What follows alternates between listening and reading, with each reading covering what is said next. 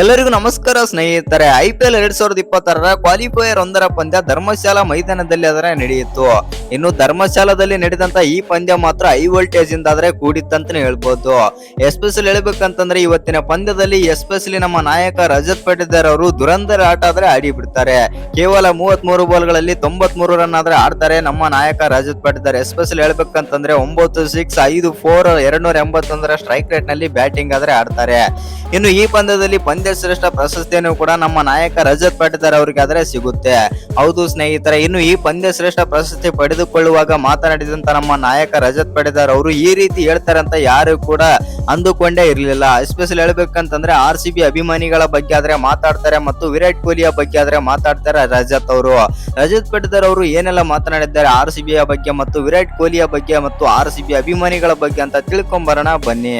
ಅದಕ್ಕಿಂತ ಮುಂಚೆ ನೀವೇನಾದ್ರೂ RCB ಅಪ್ಪಾಟ ಅಭಿಮಾನಿಯಾಗಿದ್ದಲ್ಲಿ ಈ ವಿಡಿಯೋಗೆ ಒಂದು ಲೈಕ್ ಕೊಟ್ಟು ನಮ್ಮ ಚಾನಲ್ ಅನ್ನ ಸಬ್ಸ್ಕ್ರೈಬ್ ಮಾಡ್ಕೊಳ್ಳಿ.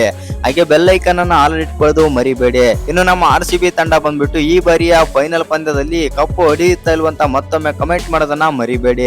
ಎಸ್ಪೆಷಲಿ ಹೇಳ್ಬೇಕಂತಂದ್ರೆ ಇವತ್ತಿನ ಪಂದ್ಯದಲ್ಲಿ ನಮ್ಮ RCB ಬ್ಯಾಟರ್ಸ್ ಅಂತೂ ಚಿಂದಿ ಚಿತ್ರನಾದ್ರೆ ಮಾಡಿ ಬಿಡ್ತಾರೆ ಗುಜರಾತ್ ನ ಬೌಲರ್ಸ್ ಗಳನ್ನ. ಹೌದು ಸ್ನೇಹಿತರೆ, ಮೊದಲು ಬ್ಯಾಟಿಂಗ್ ಮಾಡಿದಂತ ನಮ್ಮ RCB ತಂಡ 254 ರನ್ ಹೊಡಿತಾರೆ 5 ವಿಕೆಟ್ ಕಳ್ಕೊಂಡು.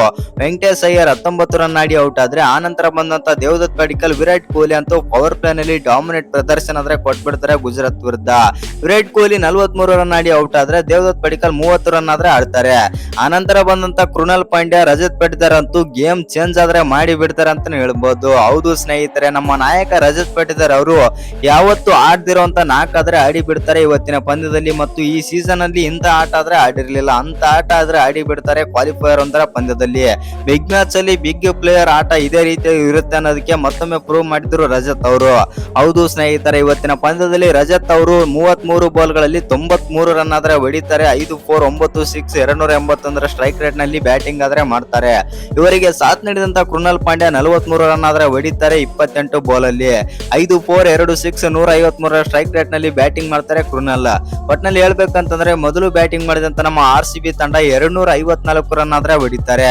ಅನಂತರ ಚೇಸ್ ಮಾಡಕ್ಕೆ ಬಂದಂತ ಗುಜರಾತ್ ಟೈಟನ್ಸ್ ತಂಡ 162 ರನ್ ಗಳಿಗೆ ಆಲ್ ಔಟ್ ಆಗ್ತಾರೆ ಅಂತಾನೆ ಹೇಳ್ಬಹುದು. ಇನ್ನು ನಮ್ಮ RCB ತಂಡದ ಬೌಲಿಂಗ್ ವಿಚಾರಕ್ಕೆ ಬರೋದಾಯ್ತು ಅಂತಂದ್ರೆ ಪ್ರತಿಯೊಬ್ಬ ಬೌಲರ್ ಕೂಡ ಅದ್ಭುತವಾಗಿ ಬೌಲಿಂಗ್ ಮಾಡ್ತಾರೆ. ಇನ್ನು ಈ ಪಂದ್ಯದಲ್ಲಿ ನಮ್ಮ RCB ತಂಡ 92 ರನ್ ಗಳಿಂದ ಗೆದ್ದಿದೆ. ಇನ್ನು ಪಂದ್ಯ ಗೆದ್ದ ಬಳಿಕ ಮತ್ತು ಪಂದ್ಯ ಶ್ರೇಷ್ಠ ಪ್ರಶಸ್ತಿ ಬಂದ್ಬಿಟ್ಟು ನಮ್ಮ ನಾಯಕ ರಜತ್ ಅವ್ರಿಗೆ ಸಿಗುತ್ತೆ. ಇನ್ನು ಪಂದ್ಯ ಶ್ರೇಷ್ಠ ಪ್ರಶಸ್ತಿ ಪಡೆದುಕೊಳ್ಳುವಾಗ ಏನೆಲ್ಲ ಮಾತನಾಡಿದ್ದಾರೆ ನಾಯಕ ರಜತ್ ಪಟಿದಾರ್ ಅಂತಂದ್ರೆ ಈ ರೀತಿ ಹೇಳಿದ್ದಾರೆ. ಹೌದು, ಈ ಪಂದ್ಯದಲ್ಲಿ ನಾವು ಗೆದ್ದದ್ದು ತುಂಬಾನೇ ಖುಷಿಯಾಗಿದೆ. ಏಕೆಂದರೆ ನಾವು ಕಳೆದ ಸೀಸನ್ ಅಲ್ಲಿ ಟ್ರೋಫಿ ಗೆದ್ದಿದ್ದೆವು. ಈ ಸೀಸನ್ ಅಲ್ಲಿ ಮತ್ತೆ ಫೈನಲ್ ಬಂದಿದ್ದೇವೆ. ಈ ಹಂಗಾರ ಕಾಣ್ತಾ ಇದೆ ಮತ್ತು RCB ಅಭಿಮಾನಿಗಳಲ್ಲಿ ಆಗಿರ್ಬಹುದು, ನನ್ನಲ್ಲಿ ಮತ್ತು ವಿರಾಟ್ ಕೊಹ್ಲಿಯಲ್ಲೂ ಕೂಡ ಈ ಹಂಗಾರ ಕಾಣ್ತಾ ಇದೆ. ಇನ್ನು ಮತ್ತೊಮ್ಮೆ ಟ್ರೋಫಿ ಗೆಲ್ಲಲು ನಾವು ಎದುರಾದ್ರೆ ನೋಡುತ್ತೇವೆ ಮತ್ತು ನನ್ನ ಪ್ರಕಾರ ನಾವು ಈ ಬಾರಿ ಮತ್ತೊಮ್ಮೆ ಟ್ರೋಫಿ ಗೆದ್ದು ಬ್ಯಾಕ್ ಟು ಬ್ಯಾಕ್ ಟ್ರೋಫಿ ಗೆದ್ದು ತೋರಿಸುತ್ತೇವೆ ಮತ್ತು ಅಭಿಮಾನಿಗಳ ಆಸೆನೂ ಕೂಡ ಅದಾಗಿದೆ. ಇನ್ನೊಂದೇನಂತಂದ್ರೆ ವಿರಾಟ್ ಕೊಹ್ಲಿ ಅವರು 18 ಸೀಸನ್ ಗಳಿಂದ ಒಂದೇ ಒಂದು ಟ್ರೋಫಿ ನೋಡಿರ್ಲಿಲ್ಲ. ಆದ್ರೆ ಇದೀಗ 2 ಟ್ರೋಫಿ ನೋಡಿದ್ರು ಅಂತಂದ್ರೆ ತುಂಬಾನೇ ಖುಷಿ ಆಗ್ತಾರೆ. ಮತ್ತು ನನಗಷ್ಟೇ ಅಲ್ಲ, ವಿರಾಟ್ ಕೊಹ್ಲಿ ಆಗಿರ್ಬೋದು ಮತ್ತು RCB ಅಭಿಮಾನಿಗಳಿಗೆ ತುಂಬಾನೇ ಖುಷಿ ಆಗುತ್ತೆ ಮತ್ತೊಮ್ಮೆ ನಾವು ಟ್ರೋಫಿ ಗೆದ್ದರೆ.